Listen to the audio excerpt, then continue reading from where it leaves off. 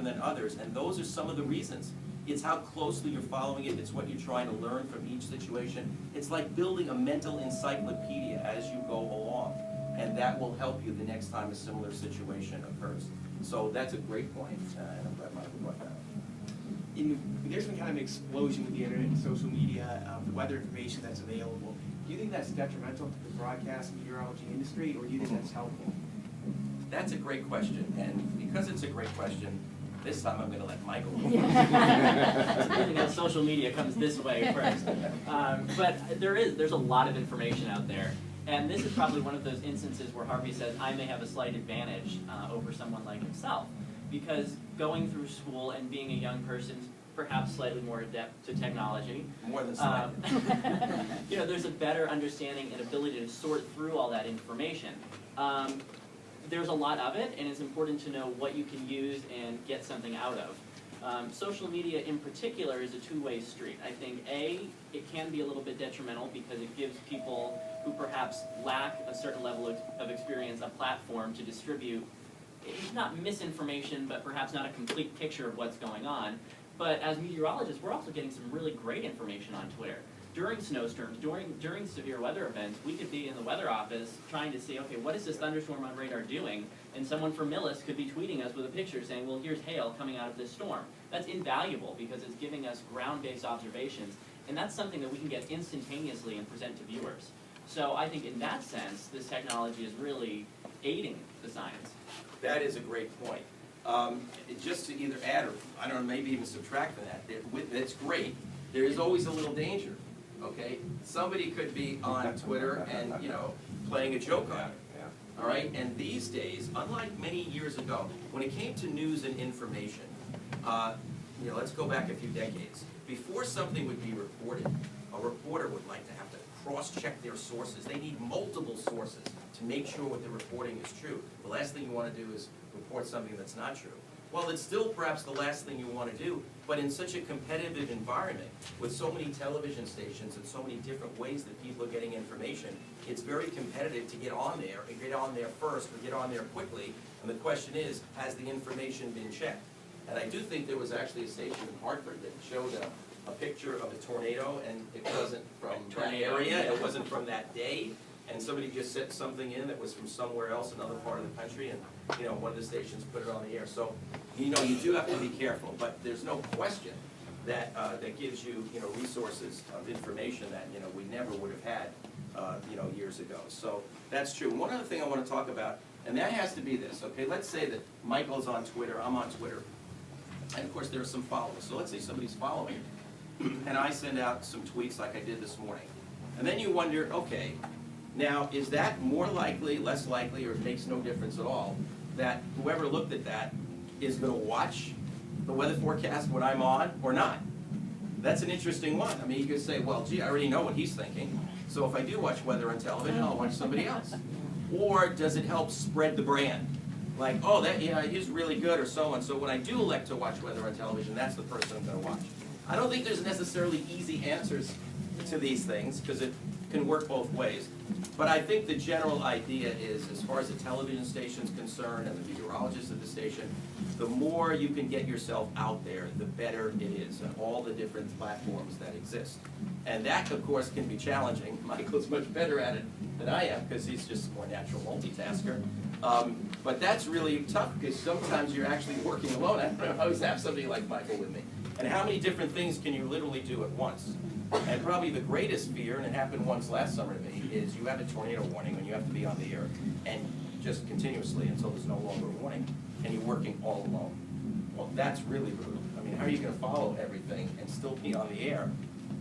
It's really tough. So there are great challenges, and that's one of the reasons why, it's a great challenge, but one of the reasons for me why I kind of like the snowstorms and the tropical storms and hurricanes better, because you get time, you get days to kind of set the stage and then hopefully fine-tune and give people an idea what may happen, whereas it's just so sudden sometimes with the thunderstorms and tornadoes that, you know, it's like you're, as a forecaster, you're almost in a defensive position for a while until you can get some of those reports, ground truth.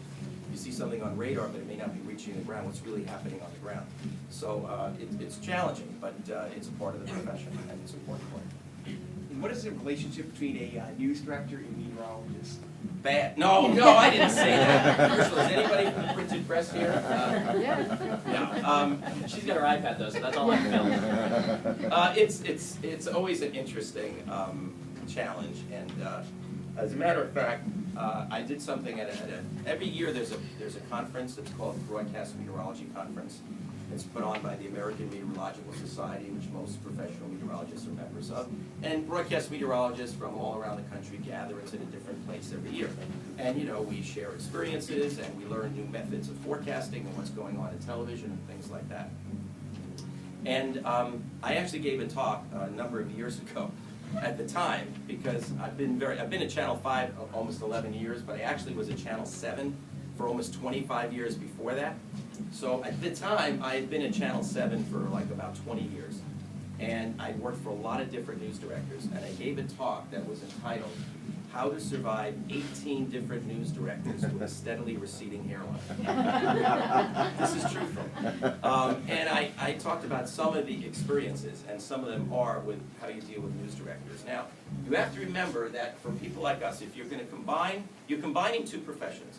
You're combining television and meteorology. If you really are at your heart and core a pure meteorologist and a purist, it might not be the best mix, okay? Because television meteorology is a mix, and the news directors, the people you work for, are always more television-oriented than they are meteorology-oriented. So some of the natural challenges are in that area. Like once in a while, I get a phone call from the news director. I'll pick it up. He said, Harvey, you were a little too geeky in that segment. He means I'm getting a little too technical for the average audience, okay? And yet those are some of the things that people like us enjoy doing the most, explaining the weather. So the challenge is explaining it but keeping it understandable, trying to educate people but also making it interesting for a mass audience, because the range of interest and education level that the viewership has is enormous.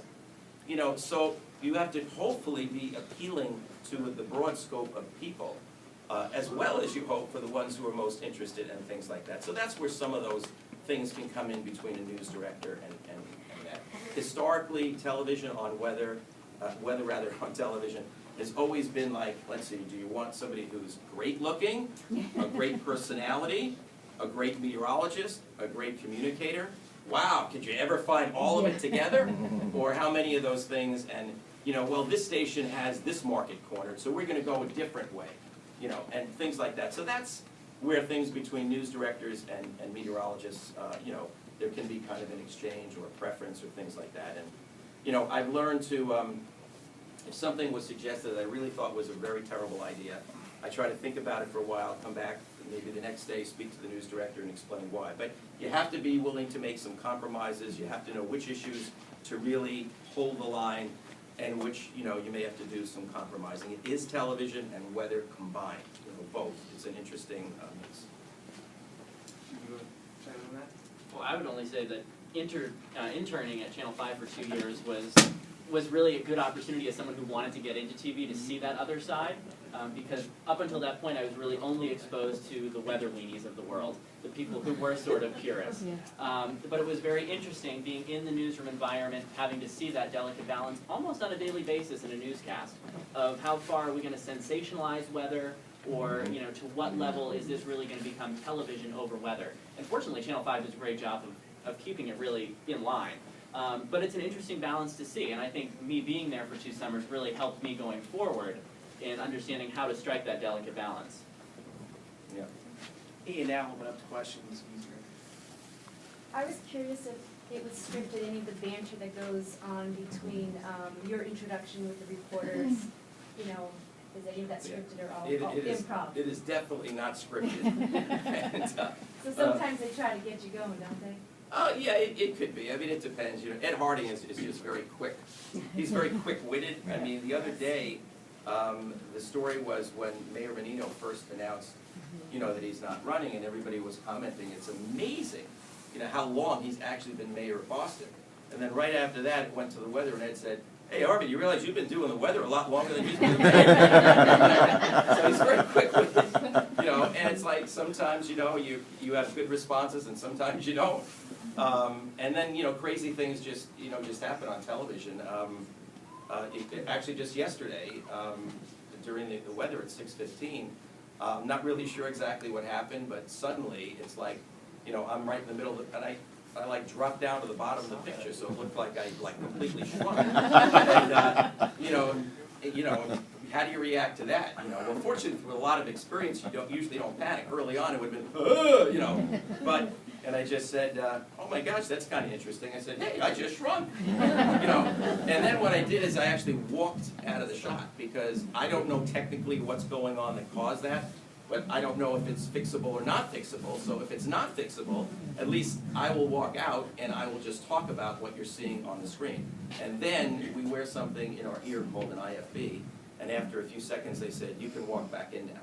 So I walked back in and everything was fine, you know, from then on. So things like that happen, and a lot of it, that so-called banter, which happens sometimes at the end of the show.